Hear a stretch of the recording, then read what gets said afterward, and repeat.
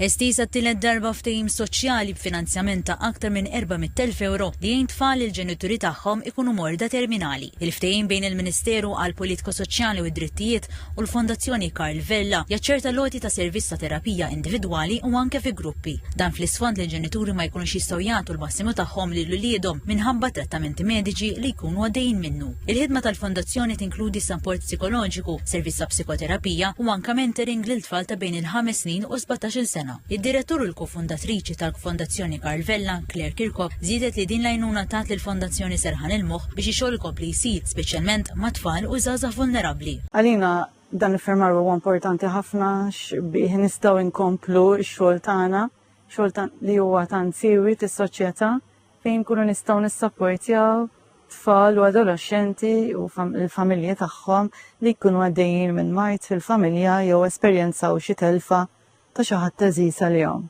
Il-Ministru għall-Politika Soċjali Michael Falzon fisser il-ftehim bħala kruċjali għax fi kliemu il-gvern jagħta hawnhekk għal kulħadd inkluż għal min għaddej minn żmien diffiċli.